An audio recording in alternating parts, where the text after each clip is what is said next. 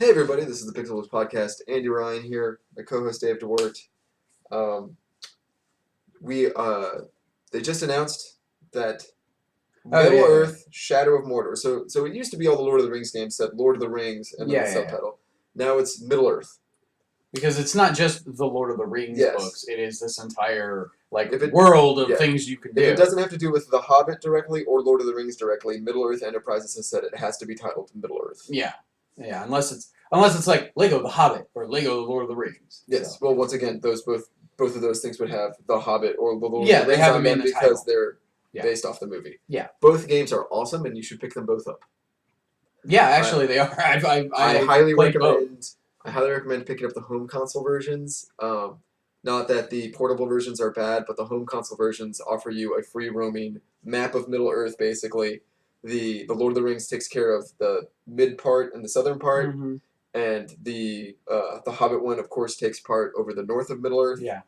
Through Mirkwood and into Lake Town and Dale, and then the Lonely Mountain. Both, of course, start in the Shire. Yep. Highly recommend both of them. Awesome games. Have wonderful games. My favorite Lego games. Yeah, I played the Vita version of Lord of the Rings. I played a couple hours of it. My wife played it all the way through. I 100%. I think I 100%. I either 100% or 99%. You almost platinumed it? I almost platinumed the Lord of the Rings game because there's one little mithril brick I can't get to. You can't figure out how to get to it? Yeah, it's up. It's all the way up at the top of Mount Doom. And I'm like, how the hell am I supposed to? I can see it. How am I supposed to get to it? Climb harder. I don't know. Can you play Gollum? I don't know. There's a flying character, but Gollum can only climb on certain things. Aw, what the heck? So it's not like zero gravity. Aw, you should just be able to scrabble up everything because he's Gollum. I don't know. I should be able to be Gandalf and just levitate myself up there. Yeah, or fall from the sky. Just do whatever. And then I've also got Lego Hobbit on PS4, which I bought for my wife, and she's probably only put 4 hours into it. But she likes it, so. I like Lego Hobbit because they integrated the advances they made for the Lego game. The Lego movie, the game. Also, the part of the Hobbit that it covers is much more lighthearted than the Lord of the Rings, so that they have more opportunities for cute little jokes. Gags and stuff like that. Yeah. Yeah, and I want to gather. It doesn't cover the new movie, which is the Battle of the Five Armies. Really, it doesn't do all of them. Oh, it goes up through It goes up through Smaug, jumping out of. They're gonna make a Lego Hobbit 2 that is just that. Yes. Well, there's more things. So here's the deal. And maybe stuff after that. I read an interview with one of the production designers at Weta. That has been the only gleaning image of when these movies were originally going to be 2 movies, The Hobbit, An Unexpected Journey, and There and Back Again. That where the breaking point was supposed to be, and the breaking point really is after Bilbo finds Smaug and they have that first conversation. Yeah, that was where it was going to break. And if you've watched the movies, you know that takes place halfway to almost 2/3 of the way through the second movie. So that's where it was going to break. So, obviously they have a ton of stuff in the back end they have to take care of for the Battle of the Five Armies. Oh, yeah. I mean, it's a big-ass scene, but, a lot of people that have read The Hobbit don't, they're like, oh, the dragon gets slain, and that's it. But that's not it. Well, I mean, there's and in the wider narrative of Middle Earth, that is really not it. Which is what, once again, Peter Jackson wants these movies to sit next to your Lord of the Rings movies and have them all be a thematic shift.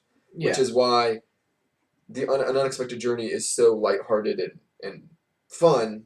Yeah. And it's not dark at all. And then, we start getting into Desolation Smog, it gets a little darker. The Battle of the Five Armies will probably be pretty dour and dark. Yeah, well. And then we're going to hit the reset button, talk about where the ring came from, and then start back in the Shire with things not dark anymore, but once again, they get dark really quickly the minute you leave the Shire. Yeah. And then, of course, the penultimate battle, ultimate battle with... I guess the penultimate battle with evil is the Battle of the Five Armies. Because that's the first campaign to destroy Sauron. Yeah. Once they find out, oh wait, he's still here. He's not dead. He's not dead. He's not dead yet. Not dead yet. I'm here, happy. He's so dead in a moment. Anyway, Yes, interjecting Monty Python into Lord of the Rings. The love of Lord of the Rings does kind of go hand in hand with the love of Monty Python's The Holy Grail. I still haven't watched that movie. I have it on Blu-ray and I haven't watched it. So anyway, this new Shadows of Mordor, which Shadow of Mordor is the name of a chapter in the Two Towers, maybe Two Towers. I have like 8 copies of the book, and I'm like doing everything in my power to not get up and grab them.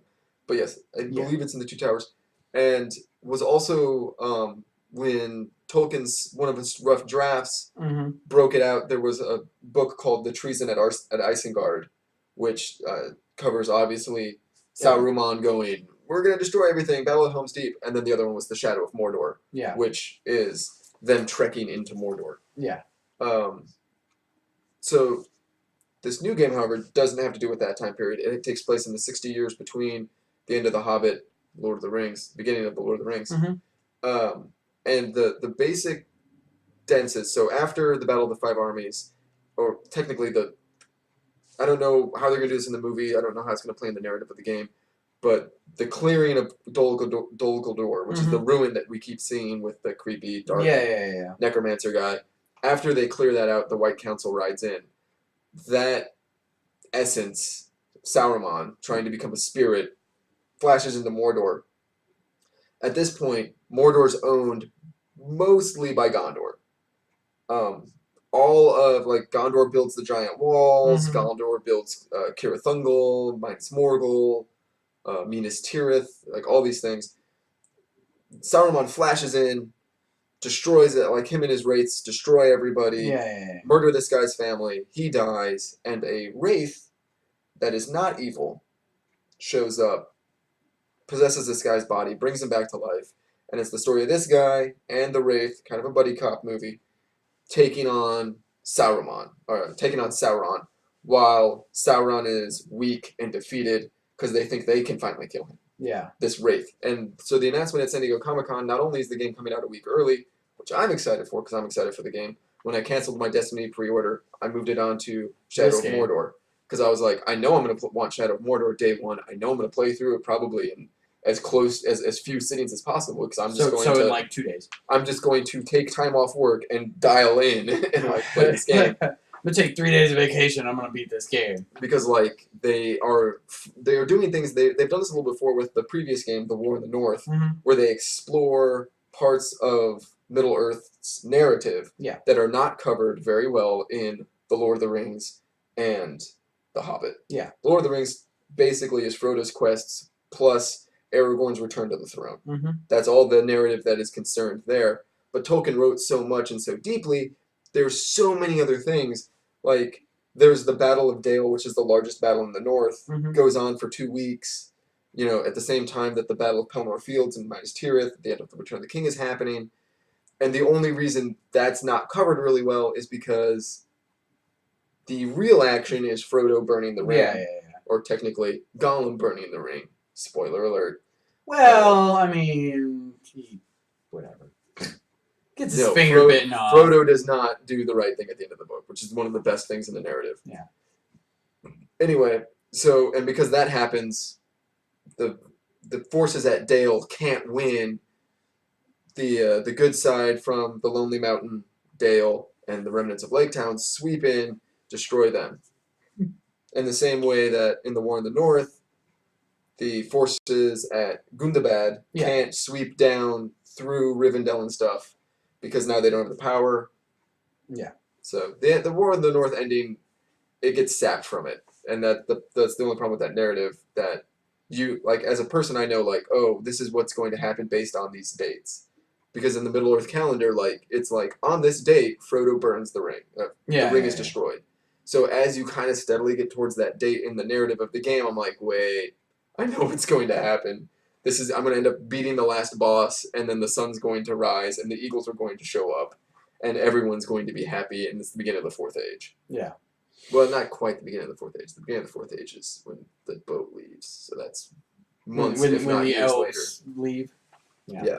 Anyway, so this game, Shadow of Mordor. So this game, Shadow of Mordor, takes place in the 60 years between The Hobbit and The Lord of the Rings, which is a place in the narrative of Middle Earth We have times, we have date for it, we have things in the appendices. We know what happens during that time, but nothing like earth-shattering happens during that It's not like Hobbit or Lord of the Rings size story, but it is something that would be interesting to explore in a game. Yeah, a good example is you're obviously not going to succeed in your quest to destroy Sauron. No. Because he's still there in Lord of the Rings. So I'm interested to see what you're going to end up doing. So the game is supposedly plays like Arkham City, Batman Arkham City. Yeah. Is it mixed with kind of an Assassin's Creed style mobility system? So you can like climb on stuff. I always look at it more like Infamous, but I do know that Assassin's Creed did it first. Yeah. You can climb on stuff. It's an open world. You get all of Mordor to roam around. Do you get to build your own class, or do you have to play some guy? You have to play some guy. Wasn't there multiplayer? I think there was at one point, but I know that there still is. Okay. I thought there was like a co-op campaign you could do. That would be a question for your phone. Well, because I haven't seen that. If there is, I haven't. I had heard. I don't know. Maybe I was thinking of a different game. Mm-hmm. Maybe I was thinking of. I don't know. So the cool thing, since I've already done a lot of Lord of the Rings lore, we'll wait on the other thing I want to talk about. We'll talk about one of the cooler things about the game is this nemesis system that Monolith has made up. Oh, the enemies? Yes. Okay. So basically, since they realize, like every other Lord of the Rings game, you're basically going to be fighting orcs. A lot of them. In mass. Like you'll occasionally fight a troll. Maybe not Dynasty Warriors style, but yeah, a lot. You'll occasionally fight a troll. You might fight a ring wraith, but you're probably orcs and goblins. A lot of orcs, a lot of goblins. So, in a way to differentiate these orcs, they've made kind of like the mob bosses. You know, what we would consider a unique character. Yeah. That will remember you. So if let's say you're fighting a unique guy and he kills you, the wraith will bring you back, and he'll remember that he killed you. And get either freaked out, he'll react in some way the next time he sees you. Yeah. He'll either get enraged and do a ton of damage and go wild, or freak out and run away. Yeah. Or you meet these unique characters, you can possess them and get all of the orcs underneath them as part of your army to take on other orc armies. Really cool. Or you can have them go after and spread your legend throughout the ranks so other orcs fear you. But then again, that means other orcs will want to fight you, so kind of take you on. You can also use them as assassins to kind of get them into war parties with people that you're targeting, so that then they turn on the people you're targeting when you're fighting them. Very cool, very, very cool. Especially since, once again, you're just going to be fighting a lot of orcs. Yeah. It's a good way to mix stuff up. It sounds fun. Over the course of what will probably end up being, a 15 or 20 hour game. Probably as long as an Assassin's Creed title. I don't know. You could if you just haul ass through Black Flag, you could probably beat that game in 8 hours. Well, or less. But you're not meant to do that. No, I mean the world is big and open for you to explore because that's what you're supposed to do. I mean, yes. So there's a little bit of customization as you level up, as is customary in these games. You're able to choose. Do you want you get a talent tree, sword skills, wraith skills, bow skills, whatever. As stuff happens. The really cool thing is, I liked in Arkham City the detective mode, which kind of points stuff out to you. Yeah. And it does a good job of laying out what you need to do in your objectives in an organic way. How they've done that for The Lord of the Rings is that you step into the shadow fold. When they put the ring on. Yeah. And everything goes woo. That's what happens to you. You step into the shadow realm. Because you're tied to this wraith. I was going to say, you have a connection with this wraith. So. Once again, trying to put off all the Lord of the Rings lore when we talk about this wraith, because that was the big announcement. It was who the wraith is. Is it the wraith that Aragorn winds up taking control of later? No. Or not control Which was who I thought of. I was when they said, we're not telling who the wraith is yet, I was like, okay, I have 3 people in mind. Yeah. Was it one of the 3? No. Oh, wow, good. I had 3 people in mind, then I had a handful of people I wanted it to be. And it was one of the handful that I wanted it to be. Because once again, Lord of the Rings lore goes much deeper than the books. Yeah. Well, thank you, J.R.R. Tolkien, for writing like a madman. So you'll be able to go into this wraith zone, and you'll be able to pick out the unique orcs, so that you can focus on them. So it's like Eagle Vision in a Assassin's Creed game. Yeah. Oh, this is the really strong one. This is the one I need to jack up. Yes, but you'll also be able to it also helps you track orcs. It also helps you. If you want to, it shows you things in the environment that you can manipulate. So if they have warg cages, the warg cage will be outlined, but not the warg, so that you can shoot it. It's Eagle Vision in Assassin's Creed, people. That's all it is. Sure. That's what it is. I mean, yeah, I mean it's detective. It's detective mode. It's an alternate way to look at the environment that is like, oh, I can't figure out what I can interact with. Click. Oh, okay. This thing's big and gold, and everything else is blue. Yes. I must be able to mess with this. Yes. Basically. I mean, not to sound sarcastic, but that's what it is. Yeah. Like, it's a way to keep you. It's a way to minimize the UI that you are exposed to. Yeah. Most of the time. All the time. Yeah. Which I always love when games do that. When a minimal like UI when they said that like The Last of Us Remastered, you can turn off the UI completely. I was like sold. Yeah. Let's make that game much more hard, much scarier. Yeah, because then you don't know how much ammo you have. You don't know how much. You have to continue opening your bag to see how much ammo you have in the clip, and then. Yeah. Yes. Anywho, so in this game now, once again, Mordor that we've been exposed to so far. Blasted desert, horrible smog everywhere. Not the Mordor that it is at that time. Mordor's mostly green fields. Still lives in shadow, so it's an overcast environment most of the time. But this is, of course, right after the orcs are moving back in. You know, Sauron's moving back in. The ring wraiths are set up, so there's still pockets of humanity that you can interact with in there, which exploring kind of not a blind spot in Tolkien, but a part that hasn't been explored very much. Yeah. Gives the game developers and narrative writers a nice big area to play around in. Yeah.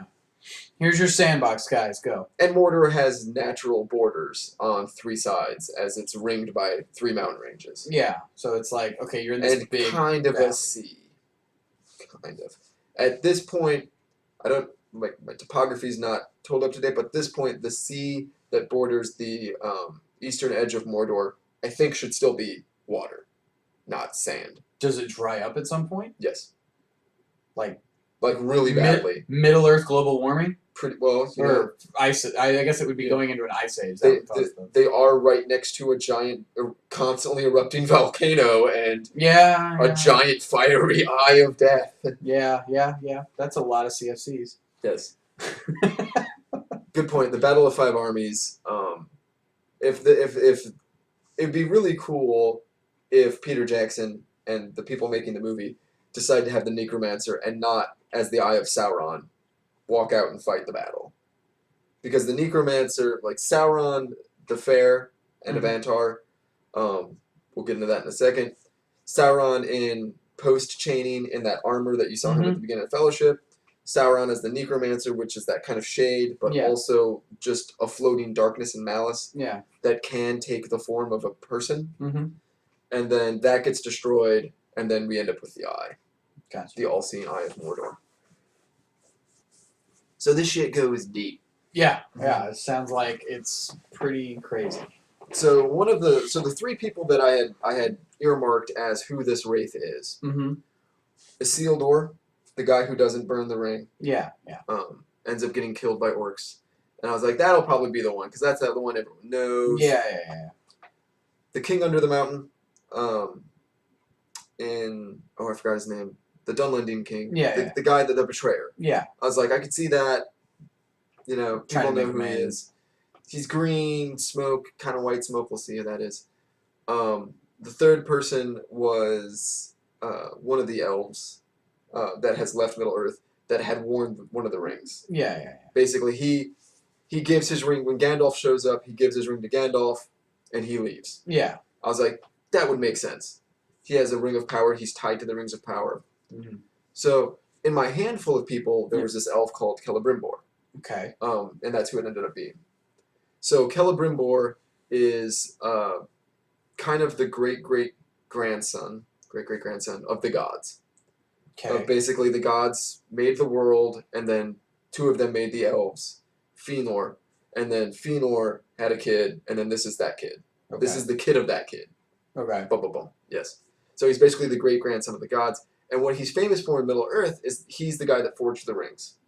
Oh, so he's the guy that brought all this crap to fruition. Yes, it's basically he was this smith, jewel smith. He went to Middle Earth from the Undying Realm and set up like a compound of other jewel smiths, and all they did all day with the elves and the dwarves was just we're gonna make beautiful shit, awesome stuff, like tons of crap. And eventually, Sauron the Fair, Anavantar, shows up to him in this like beautiful glowing thing and gives him a mallet, like a hammer, to make jewels with, and basically convinces him, "You're the only one that can do this. You're the only one that's skilled enough to make jewels that are pretty enough to unite everybody." So basically, he makes 16 rings, 9 for mortal men, 7 for the dwarf lords, and then before making the elven rings, has a vision that this Anavantar guy that's working with him is not up to snuff, is not on the level. Something's really wrong here. Yeah. He goes off and makes the 3 elven rings in secret, while Sauron is making the 1 ring. Yeah. Which is why the 3 elven rings are more powerful than the dwarven rings and the human rings, and why Sauron can't just turn people like Galadriel and Elrond into wraiths like he can the humans. Yeah. Also, why they can wear their rings and not turn into Gollum type creatures. Well, I mean, they're already immortal, more or less. Well, yeah. So. But like, the reason Gollum turns into Gollum is because the evilness in the ring seeps into him, and drives him mad. Which Gollum shows up in the new game. I was very happy to see that. In Mordor game? Yes, in the Mordor game. Which, once again, Gollum should be in that area during that timeline. Yeah, because he's hiding there and he's trying to find the ring. He thinks he lost it. Yeah, he thinks he lost it. Then he realizes. And he kind of gets drawn towards Mordor because of the darkness. Yeah. And eventually, he gets back out of Mordor trying to find Bilbo. Aragorn catches him. Gandalf and Aragorn talk to him. They figure that out, that like, wait, Baggins. Oh, shit. And then in the interim, after he escapes, he gets pulled to Mordor. They torture him. Baggins. They're like, oh, crap. Oh, balls. And then that starts the hunt for the ring. Yeah. Anyway, so in this trailer, it starts with them talking about Gollum, the Wraith, and the human, Talion, the Ranger, your discount Aragorn. And the first time we'd gotten a really good look at the Wraith, I paused it. It was very clearly an elf. I was like, okay, so this guy is going to be one of the elves. And then Gollum calls him the Bright Master. And I was like, the only other person Gollum would call a master is the guy that made the rings. Yeah. So I was like, okay. And then like halfway through it, they call him Celebrimbor. They pronounce it correctly, and I was like, sold. Like if you guys want to do a limited edition with like maps and shit, I'll buy that too. Buy the $100 collector's edition. Yes. So Celebrimbor makes these rings and makes the elven rings in secret while Sauron's making the 1 ring. Figures out who Sauron is, Anavantar. Basically gathers the elvish forces. Celebrimbor at this point has magical powers, just like Galadriel does. Yeah. He's very powerful because, once again, he's the grandson of a god. Great-grandson.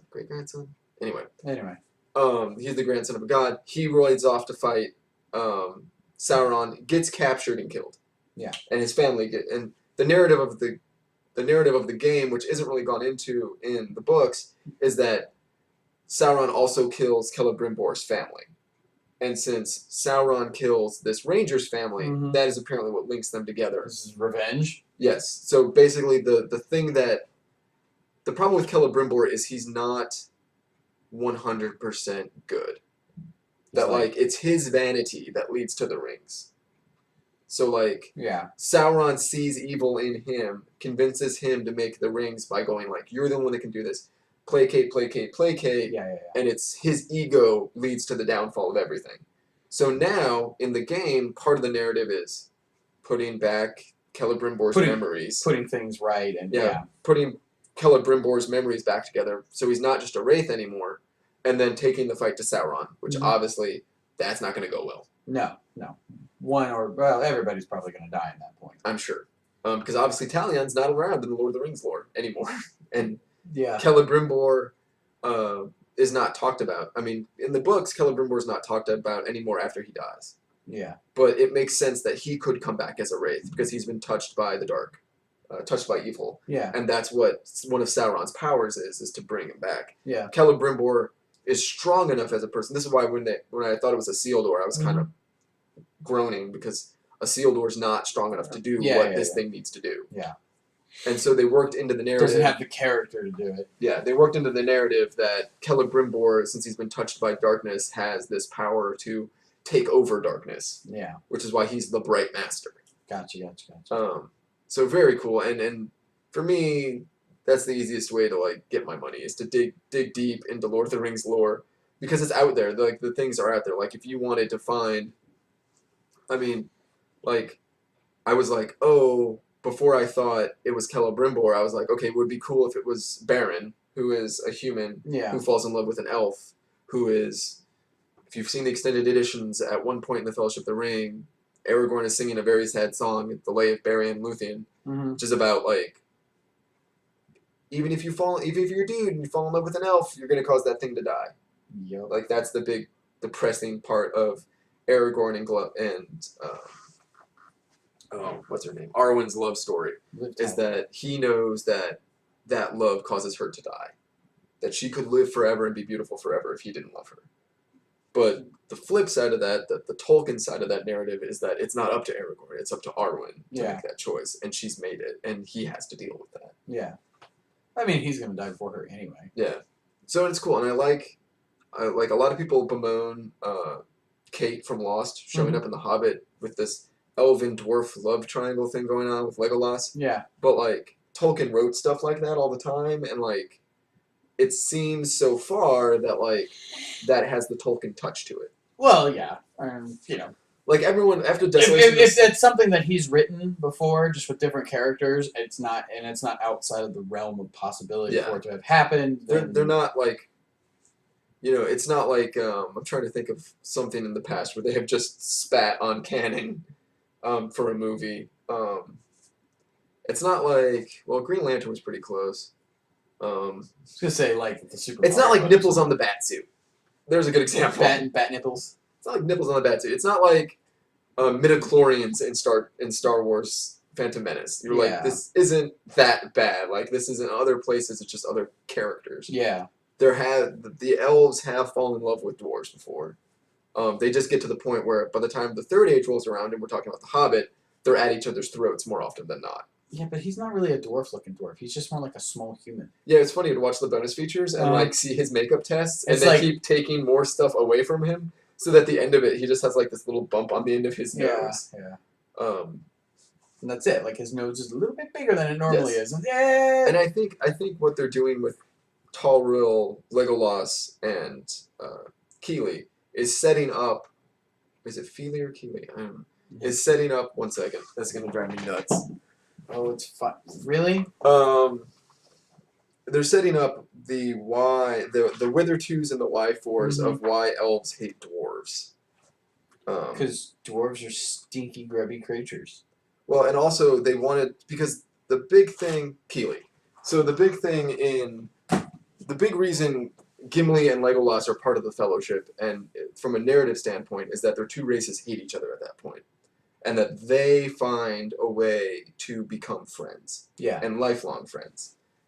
As they should, Which that doesn't really show up very much in, especially the theatrical editions of Lord of the Rings movies, but in extended editions even, the animosity doesn't show up very much. So they're using this invented love story of Talril and Keely and Legolas to reinforce in the narrative that hatred. In a very interesting way. It's basically like going back and adding something, because once again, after next year, all 6 of these movies will be in circulation, so they'll all be watched together. Yeah. Adding something to the broader narrative to make the second one better. Can you imagine the 24-hour movies? Oh yeah, theater thing. I do it every.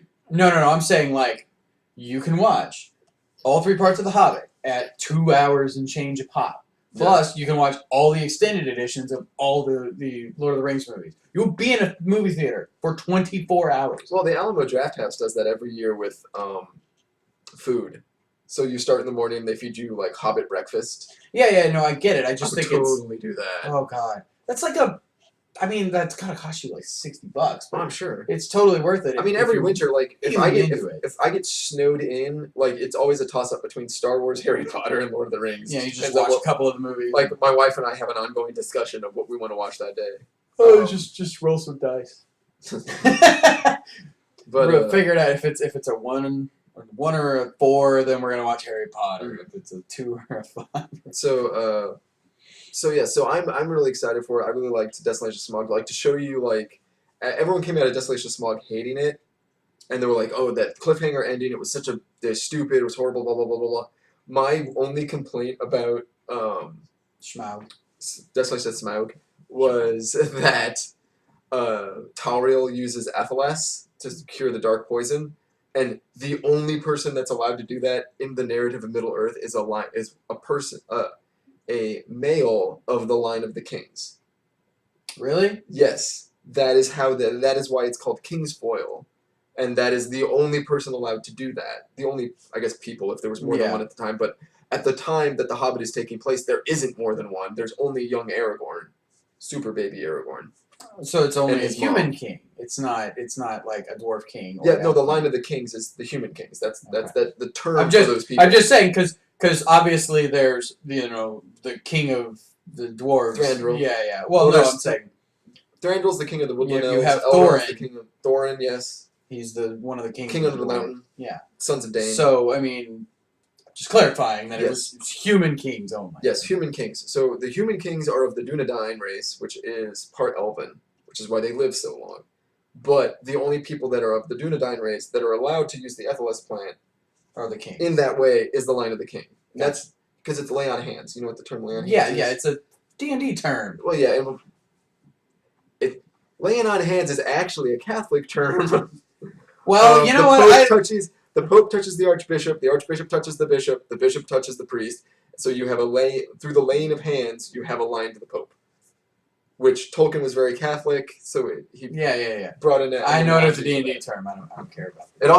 It also heals 2d6 of damage. Per application, but it can only be used once per day. Yes. Twice if you're level 10. Oh, God. So, anywho, that was my one, like, when my wife and I were watching Desolation Smog, I'm like wide-eyed, like, licking the screen, and then that happens, and I'm like, no. No. Because Peter Jackson and Philippa Boyens and the people that write the movies and the people at Middle Earth Enterprises that write the games and give the okay are expanding the fiction into an expanded fiction are really good at like checking those things and making sure those things make sense. And this is the first time that they've really stepped that bound out in a big way. Let's just say that baby Aragorn wasn't able to do it, so she's a good proxy. It's a good proxy, yeah. Yeah. It's like, here, save this guy who's only marginally relevant to the rest of the story. Like, I say there are three things to Lord of the Rings. There's the text, the narrative of the text, and the mythology of the world. Okay. So they don't follow the narrative. They don't follow the text. They usually follow the narrative of the text. Yeah. But now with these Hobbit movies, they're getting even more out of that and into the mythology of the world. This was the first thing that goes against the mythology of the world. Shit happens. Yeah, it's still awesome. I still loved the movie. I still saw it twice in the theaters. Yeah. I saw it once to see it with my wife, and then I went again the next day to see it in the hyper frame rate, super 3D, which, oh my god, Smog in that was amazing. I was like, oh, this is so cool! Did we buy it? No, we didn't buy the 3D Blu-ray. Oh, I don't know. I don't have a 3D TV, but I might. That might be why I buy like a 3D TV. It's just like, I'm going to buy the extended edition. Smog. Pet him. Oh, another cool thing at Comic-Con, Lego built a to minifig scale version of Smaug. So if Bilbo's minifig is this big, tall, Smaug is 6 feet tall. Holy crap. Yeah, and it's awesome looking. And I was like, can I buy that as a Lego set? I'll mortgage my house. It would only take you 6 weeks to put together. Oh, it's like 80,000 pieces. Yeah. It's basically solid. Well, yeah, because I mean, it has to be, and they probably glued that stuff together. Oh, so I'm sure. People didn't break it. Because you go to Legoland, you see those things all the time, and it's like, I can't take these pieces off. Like they have a giant Smaug head that blinks at you. It's like Weta made it for the Warner Brothers thing, and it's like 1/4 scale, and it's still like taller than me. Yeah. Like if I stood next to its eye, I would be as tall as its skull, basically the height of its skull. Yeah. And it's 1/4 scale. So that like gives you an idea of like how big Smaug is. And the bigger narrative of The Hobbit because The Hobbit was written before The Lord of the Rings, and then it was rewritten to fit within the world. The original draft of The Hobbit, Bilbo kills Gollum, stuff like that happened. The original publication. So going back and adding these things in to make it fit into the movies, people are really upset about. But like my stance on that is like Tolkien had to do that too, and the stuff they're adding in is the stuff that Tolkien had to add in. Yeah. Like the reason why the Necromancer moves into the Battle of the Five Armies is because he wanted Smaug on his side, and then Smaug is dead. Yeah. So then he rolls into the Battle of the Five Armies to take out what he views as the largest threat to him at that point. Because Gondor is not a threat at that time because there's not a Gondorian king. Yeah. You know, he kind of views when the Necromancer's in Dol Guldur, his motivation for the Battle of the Five Armies is, I can wait on Gondor because the king's not there yet. There's no rush to destroy them. Yeah. But this group just took out Smaug, who was going to be my like number 2 basically, and so I have to take them out now. Yeah. I have to kill No, I get it. Which the Battle of the Five Armies is a larger battle than the Battle of Pelennor Fields, which is like the last big thing that we've seen. Well, really, what's left of The Hobbit to show in the movie as far as like the core story of The Hobbit? Right? Okay, so here's what's left. So Smaug takes off for Lake Town. Yeah. Bard slays Smaug. Yeah. I'm just going over the story beats. Bard slays Smaug, and it destroys Lake Town. Everyone evacuates from Lake Town. Okay. Meanwhile, Bilbo and company are back in the mountain, just digging around and shit, looking for that Arkenstone. Yeah. Okay. Well, he found it, didn't he? Didn't he grab it? He hasn't grabbed it on screen yet, but we're all pretty sure he has it on his person at this point. Okay. Because Bilbo finds the Arkenstone before anyone else does. And since Bilbo has in his contract, you get 1/13 of the treasure, he goes, okay, well, this is my 13th. Oh. You know, knowing that Thorin wants it so bad. And because Bilbo's already suspecting, this came out really well in Desolation of Smaug, Bilbo's already suspecting that Thorin's going nuts in the same way his grandfather did. Yeah. That greed is driving him. And that's how Sauron gets into Thorin. Because Thorin, he goes, oh, I can manipulate you through greed. Yeah. If I can manipulate you, we're cool. Yeah, I can take you over. So, one night, Bilbo and the dwarves see all these lights down in the Desolation of the Dale. Bilbo and the dwarves. That sounds like a little person band. Yeah, Bilbo and the dwarves. Anyway, so Bilbo slips on the ring, trucks on down, and talks to Bard, and he's like, basically, Thorin's going nuts in the mountain. And Bard goes, well, we need the stuff in the mountain because we need to rebuild our homes. Like, there's literally more gold than they could ever spend. Yeah. So we need some of that. Dogs. I know. So, your dog's gonna bust through the door. She knows I'm here. Yeah. So anyway, so we'll wrap this up quickly since the dogs are out. Anyway, so Bilbo goes, okay, well, since he's not going to give you any gold because he's crazy, here's the Arkenstone. I give it to you. It's legally mine. It's now legally yours. Yeah. So the elves show up because they're like, hey, we also have a part in this. You also owe us money. Oh, crap. Because once again, the only thing Thranduil wants, and that whole scene between Thorin and Thranduil was like, hey, in your mountain, there is a box with these moonlight gems in it. All I want. Yeah. That's it. Done. Give me that. I'm in your corner. And Thorin goes, no, you.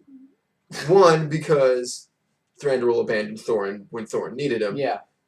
It was kind of the better strategic call on Thranduil's part.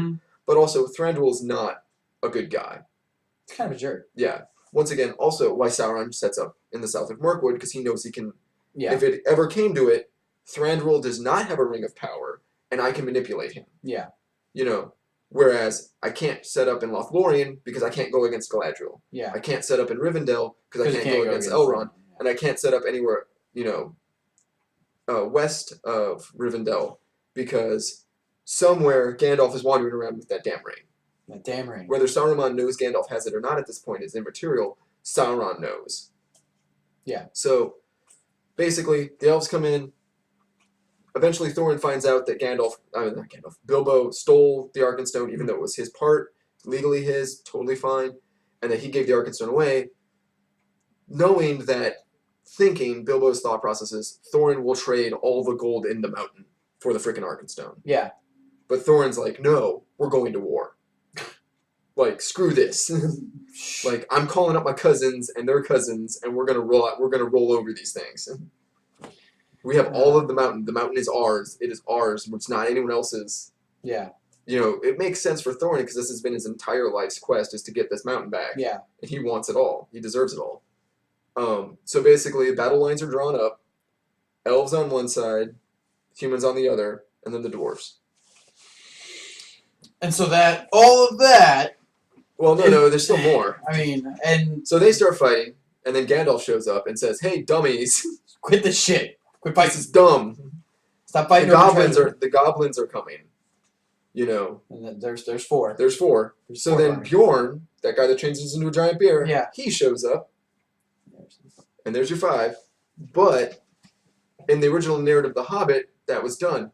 But in the expanded narrative, afterwards, when we went into the appendices, Gandalf shows up because he's like, hey guys, me and my buddies, the White Council, just rolled through Dol Guldur bad time. to destroy Sauron.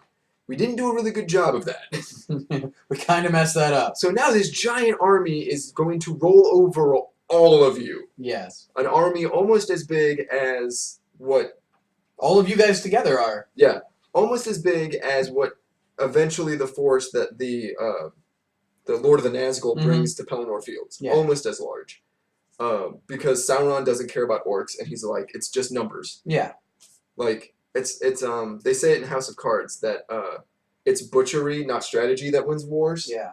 That like if you just have more men, eventually like it becomes a war of contrition, and that's what to Sauron. That's what everything is. Yeah. Like since he's been destroyed, he's like of orcs. He's like, I'm immortal. I'm like the force of evil in the world. I will never go away. I'm just going to wait you all out. Yeah. That's why the other good gods send the wizards, Gandalf and company. And that's why the elves, you know, keep building stuff. Yeah. Because it's like, they're like, eventually, we do have to deal with this problem. Yeah. The dealing of that problem is the end of Return of the King. Yeah. So Sauron also knows that the ring is there at the Battle of the Five Armies. Yeah, because Bilbo's there. Yeah, because Bilbo's there. But so he thinks it's part of Smaug's treasure. So he wants what's in the mountain. Everybody wants what's in the mountain. And they did this really good in Desolation of Smaug that, like, all the evil people are all driven by greed. And you start seeing that Thorin is driven by it, too. Yeah. Like that Master of Lake Town, Stephen Fry. Yeah. Definitely driven by greed. Yeah. Bard, not driven by greed. Isn't Stephen Colbert in the new movie? Like, he's in Desolation of Smaug. Okay, so here's how I missed it. Like, okay, so here's how you can catch Stephen Colbert in the Desolation of Smaug. At one point, Bard's running through Lake Town, and there are people spying on Bard. He's one of the people in the... And at one point, there's a dude with an eye patch over one eye, and he's like, looking this way, and he pops over the other eye. That's Stephen Colbert. And Stephen Colbert's wife and kids are in that scene, too. Oh, okay. So, yes. I have to rewatch it now. As a Tolkien fan, I'm excited for this new Shadows of Mordor game. Shadow of Mordor. I keep calling it Shadow of Mordor. Shadows of Mordor was a previous PC Middle-earth game. Yes. So I want more Middle-earth games. I will continue buying these things. And you will buy them forever. I was amazed. I didn't buy War in the North when it first came out because it didn't get good reviews, and I was like, oh man, this sucks. This is like the first expanded fiction thing we're getting, and it sucks. It didn't get bad reviews. It got middle-of-the-road reviews. So I was like, well, I'll wait. So then I played War in the North when he went on sale one time, and they did a good enough job with the lore that they invented places that were Tolkien enough that they fooled me. That I had to go to my Tolkien glossaries and go, wait, that's not a real place in Tolkien lore? Wow, you guys did such a good job of that. Yeah. So once that happened, I was like, I'm on board. Keep giving me more of this expanded fiction. Keep doing this stuff for me. Yeah. Don't write any books because you can't write as good as Tolkien, but TV shows, video games, I'm on board. Like, no one can write. Like, and Christopher Tolkien, his son, who edits his stuff, and is how we keep getting Tolkien books. He's even fully says, like, I'm nowhere near the writer my father was. Yeah. There's something special there was something special in J.R.R. Tolkien's brain to, like, no one would think to name not only the sword, but the swordsmith's fathers going back 5 generations. Yeah. Well, he's just being thorough. He's just making sure there's, everybody knows what the deal is. Yes, what the dealio. So yes, I'm on board. If they want to make a video game of the Silmarillion, there's stuff in the Silmarillion to make a video game of. Yeah. I mean, there's the rights. The problem is, so here's the problem. Christopher Tolkien has never sold the rights to the narrative of the Silmarillion because he views that, rightfully so, as his father's crowning achievement. Yeah. Even more so, like it's the book that his father worked on all the time. Like it's the mythology of Middle Earth. Yeah. Basically, his father died before it could be published, and then he cobbled it together and published it. Yeah. So he never sold the rights to that. The problem with that is, in the appendices to Return of the King, which he did sell the rights to, it goes over a lot of that stuff. Oh. So you can't have the narrative of the Silmarillion, but you can take those events and build them out. Chunk them. So a good example is in The Hobbit, Unexpected Journey. They're talking about the different wizards, and Gandalf's on his horse, and he's like, "Well, there's Saruman, chief of our order. He's the white. There's 2 blue ones. I don't remember what their name is. They're named in the Silmarillion, but in the appendices, it just says 2 blue Astari. So that's how they kind of have to like sidestep the legal issues. Yeah. And then of course Radagast, the Brown, which I love how they did Radagast. Yeah. I wonder how he's going to fit into the last movie, and if they're gonna bring. I hope they don't kill him off, because in the narrative of the text in The Lord of the Rings, he is alive and he helps Frodo on the way. Yeah. Basically, Gandalf sends him to watch Frodo a little bit. But in the movies, he's not there. So obviously that's kind of a big blinder spot. Like, you have someone who is as strong as Gandalf before he dies, that can control like all of these animals. Why are we not bringing him to bear against Sauron's forces? It's kind of like everyone always says, why don't you just have the eagles fly the ring into the Mount Doom and drop it? Yeah. Okay. Before we stop, here's why they don't do that. Tolkien actually wrote a letter because an enterprising person in the 60s was like, hey, why don't they do this? Here's the Wither 2 and the Y4. The Lord of the Eagles is a good friend of Gandalf's. Yeah. The only reason he saves Gandalf from Sauron in the Fellowship of the Ring is because he's a good friend of him. Yeah, but I mean, if they were such good buddies, why not just be like, hey, you know what? This will stop effing up a whole bunch of stuff. Keep going. Why not just, give us a ride in and let us drop off and taxi our asses out? Okay. 10 minutes total, we're done. Fly in, fly out. Sweet. Why doesn't that happen? Nuke it from orbit. Okay. So here's why. You know in the end of Return of the King when there's that battle at the gates? Yes. And the Nazgûl show up on their giant cold drake dragons? Yes. And they're tearing everyone apart? Yes. And then the eagles show up to fight them? Most of those eagles die. That sucks. Yeah. Everyone seems to forget that Sauron and Mordor already have air defenses. They do have air defenses. They're like, why are the eagles just flying? Well, because the Nazgûl would get on their cold drakes and kill them. Yeah.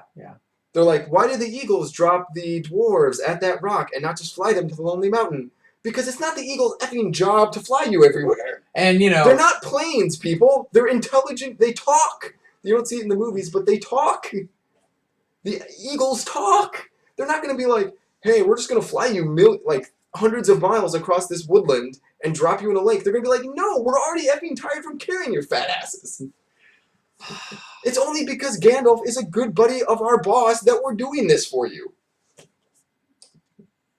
That's why the eagles don't fly anymore. No. I get it. But it's like, well, then why does anybody do anything? Why does anybody help anybody at all? We're only going to half-ass it.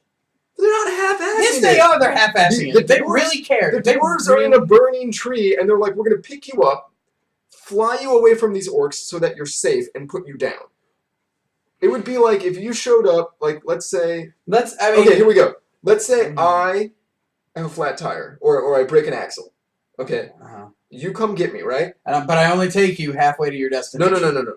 But what you do is, you take me to my house, or to the car dealership, or an auto body shop, someone with a tow truck. Yeah.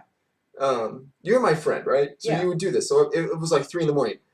Would you then ferry me around to like a Baskin Robbins or like to go get something to eat, to like go pick up some DVDs. Okay. There's a difference between carting your ass around to places because these are the things that you want to get done and whatever. And then there's, oh, I have to drive you to Topeka because something bad happened with, your wife's family. Yeah, I'll do that. But at this point, that's different. They don't know. There's a severity index. Okay. Here's a severity index. We're talking red. Red is end of the world type crap. Okay. Eagles should get end of the world type crap. This is super important. If we get this done now, millions of other people and won't die. Yes. Okay. That's dropping the ring. That's dropping Frodo off at Mount Doom. Going here. But take care of crap. The Eagles don't know that Frodo has the ring. They don't discover that the ring is Frodo's ring until that White Council, when they're all like, okay, here's what the Fellowship of the Ring is going to be. Okay. At that point, there's already air defenses in Mordor. Like, so you send somebody off to start some crap somewhere else, and they send all the crap out. It's like... But, like, a good example is the dwarves. Like, the Eagles don't care if they get to the Lonely Mountain, right? They're just like, that's where you're going. That's your version of the Baskin Robbins in the analogy before. Yes, exactly. We just want to get you out of trouble. You can continue walking your happy ass over there. Yes. Well, getting you to Lake Town. I mean, ultimately the goal is get to the Lonely Mountain. Okay. Yes. But the Eagles don't effing care about gold. They don't want a part of the treasure. No. They're eagles. Maybe if they had some armor, they wouldn't die so quick. I don't know. We can make them armor out of whatever's in the mountain. I don't know. I don't know if an eagle could take off all the armor on their wings. Depends on how much they have. Anyway. They don't have thrusters. They're big-ass eagles. They can do it. So, yeah, everyone always says, like, The Lord of the Rings is just 3 movies of people walking. You're like, yes, people walk in those 3 movies, but, like, it's actually about something else. It's kind of like saying, oh, Star Wars is just about people shooting space lasers. Yes, but it's actually about something else. But space lasers. It's like, Evangelion is not about a kid piloting a giant robot. It's actually about something else. It's about a kid piloting a giant robot that has the biological core of his dead mother. Spoilers. The Hobbit is actually about people walking to a destination, the book. The movies, however, are actually about the necromancer, Gandalf and the White Council setting up the Lord of the Rings. Setting up the Lord of the Rings, and their first, it's their Pearl Harbor basically. It's their point of first contact. Yeah. Because Gandalf wasn't around when Isildur cut the ring. Yeah. From Sauron's hand, and they haven't really even the gods aren't 100% sure that Sauron is still around when they send the wizards to Middle Earth. Oh, they just sent him as kind of a precaution. Yeah. Guide humanity, guide the elves, guide the dwarves, make this okay because we've cut ourselves off from them. Yeah. So it isn't until Gandalf is thumbing through those pages at the beginning of beginning of he's like, wait, it could be the ring, but we don't know for sure yet. Yeah. And then once they're at then he hauls ass back to Hobbit. Yeah. And then once they're at the council, they're like, okay, this is it. This is the ring. Yeah. Could Gandalf land in Rivendell? The eagle have hung out until Frodo got there, picked up Frodo, flew him into Mordor, dodged all the Nazgul, thrown Frodo into the fire, and everything been a lot easier? Yes. Would that have happened that way? No. No, because then you wouldn't be able to you wouldn't have written 3 books, dozens of books. Because it's not about it's not about the ends, it's about the story of getting there. Well, no, and the ends isn't even the destruction of the ring. Mm-hmm. The end of the narrative is Frodo leaving Middle-earth. Getting on the boat. Because he knows he's been touched by evil. He can't be there anymore. Because he knows Frodo's. He got the bad touch. In the book, Frodo's really guilty about not dropping the ring. Yeah.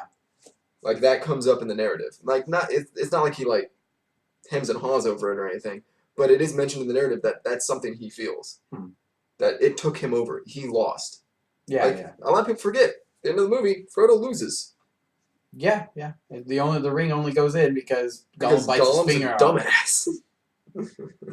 But yeah, I've always said the story of the hobbits is really about Frodo and Sam's relationship with one another, and about the two of them as friends. yeah. As gay No, hobbits. yeah, yeah. I was gonna say, The two of them as friends, basically more than from brothers, Mm-hmm. going on a journey together and covering each other's blind spots like good partners should. Yeah. You know, the line, I can't carry it for you, but I can carry you. Mm-hmm. Yeah. Same point. And eventually, Sam also, because he at one point was touched by the ring, he also has to leave. He carried the ring for a while when Frodo was wrapped up in the spider web. So you know, eventually, Merry and Pippin are the two that stay the longest in Hobbiton. Mm-hmm. Eventually, Aragorn dies in Gondor. Arwen dies with him. I'm trying to go through all the Fellowship. Of course, Gandalf is on the boat with everyone else because he has one of the Elven rings. Mm-hmm. So through that, he's touched by evil. Yeah. Eventually, Gimli and Legolas build a boat, and the two of them are the only ones to sail themselves to the Undying Lands. Because they're two friends, and they're accepted when they get there, because normally the dwarves don't go there when they die. Yeah. The two of them are accepted because they are a unit. They are friends. Yeah. They have overcome racism, basically. Yeah. But yes, so all of this is all in the Lord of the Rings books. Yep. Keep minding it for games. This new Shadow of Mordor game, when it comes out, I'm sure we'll talk about it, my thoughts on it once it comes out. So, later.